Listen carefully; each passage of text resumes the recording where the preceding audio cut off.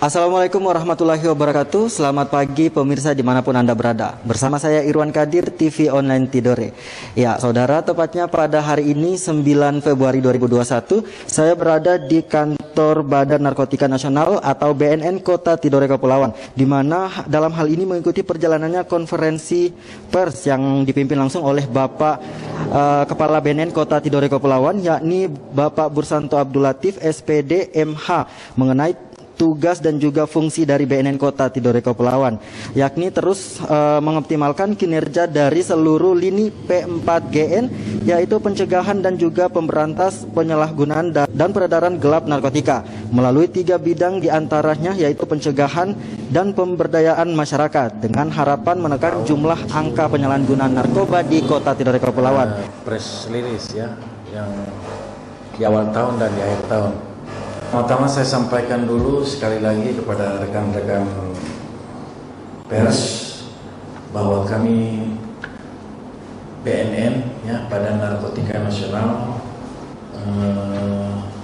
terlahir berdasarkan undang-undang ya. Jadi dari undang-undang itu intisarinya kami dari BNN itu menjalankan 4 fungsi utama ya.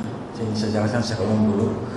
4 fungsi utama itu, yang tugas yang menjadi tanggung jawab BNN itu adalah amanat undang-undang itu. Yang pertama adalah pencegahan ya.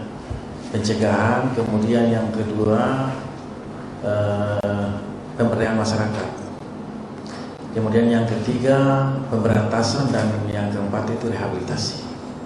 Nah, karena keempat fungsi dan tugas pokok dari BNN itu, sehingga dalam struktur BNN pusat itu tidak tergambar ada bidang-bidang itu dipimpin oleh seorang deputi ya, deputi pencegahan, deputi pemberdayaan masyarakat, deputi rehabilitasi, deputi pemberantasan.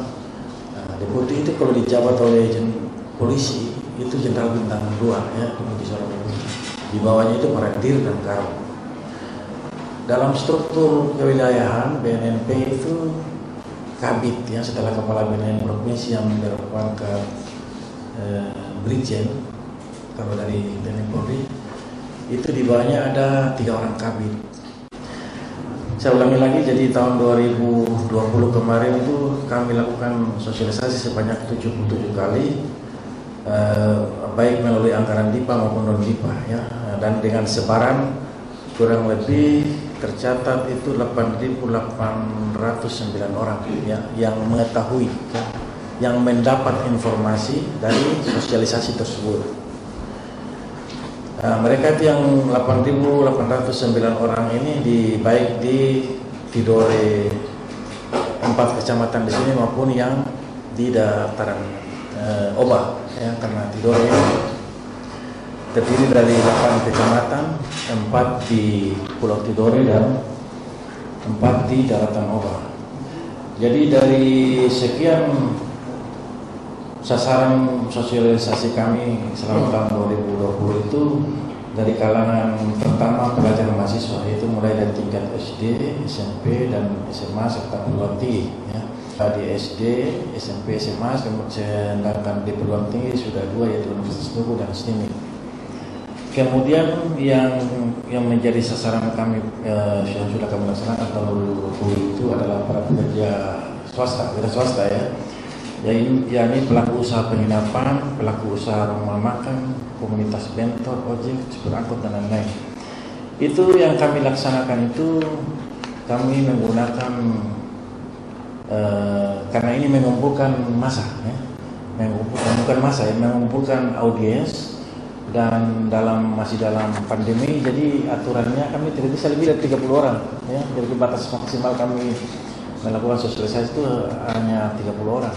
Contoh misalnya pelaku usaha penginapan yang ada di Tidore, kami lakukan sosialisasi supaya mereka juga ikut sama-sama, mari kita mencegah narkoba, terutama di lingkungan penginapan mereka, waspadai tamu dan sebagainya yang mencurigakan, akan supaya kami buka akses untuk komunikasi. Begitu juga dengan rumah makan. Kemudian yang berikut instansi pemerintah, yaitu SKPD pada jajaran Pemprov Tidore, kemudian di kelurahan dalam ini Kemudian instansi vertikal yang sudah kami laksanakan di tahun 2020 kemarin itu di Kodim, di Rutan, kemudian di Pelabuhan sana. Kemudian unsur yang lain yang menjadi sasaran kami yang diantara dari 8.000 SDM itu masyarakat, yaitu ibu-ibu PKK, kemudian majelis taklim dan ibu-ibu dan wanita. Jadi penyebaran informasi pertama talk show, kemudian insert konten, hampir mirip-mirip dengan talk show, kemudian pemanfaatan media cetak, kemudian branding sarana publik, kemudian pemasangan baliho, kemudian pagelaran seni, kemudian penyebaran informasi yang lain juga kami lakukan melalui media sosial. Jadi BNN Kota Tidore Kepulauan punya website resmi ya. Kemudian pada tahun 2020 yang lalu program nasional dari BNN yaitu Desa Bersinar ya. Desa Bersinar ini desa bersih narkoba ya, isi sikap Desa Bersinar. Pencegahan narkoba ini bukan semata-mata tanggung jawab dari BNN saja. Oleh karena itu maka Presiden telah mengeluarkan instruksi Presiden nomor 6 tahun 2018 tentang P4GN ya. Itu berlaku dari 2018 dan 19. Tahun 2020 kemarin diperbarui lagi dengan Impres nomor 2. Impres nomor 2 tahun 2020. Itu tentang P4GN juga. RAN P4GN, Rencana Aksi Nasional P4GN, itu berupa kegiatan-kegiatan dalam rangka untuk perkuatan pencegahan narkoba di masing-masing lingkungan. Ya, baik lingkungan kerja, sekolah maupun lingkungan masyarakat. Jadi salah satu output daripada Impres tersebut adanya regulasi daerah, Perda, yang berupa Perda. Instruksi dulu baru Perda. Dan alhamdulillah ke Pemkot Tidore sudah mengeluarkan instruksi ya, instruksi pada tahun 2019 ya. Nah, 2019 sudah mengeluarkan instruksi, namanya instruksi wali kota. Pelaksanaan tes urin di tahun 2020 kemarin itu kepada 188 orang yang terdiri dari 135 orang ASN dan 53 anggota masyarakat. Tahun ini kita berjalan baru 1,5 bulan ya. Yang kedua, bidang rehabilitasi. Rehabilitasi Korsub rehabilitasi Ibu Sukna Anas ya. Jadi secara garis besar umum ada 3 bentuk pelayanan ya. Yaitu pelayanan SHKPN yang memiliki istilah bilang surat keterangan bebas narkoba itu.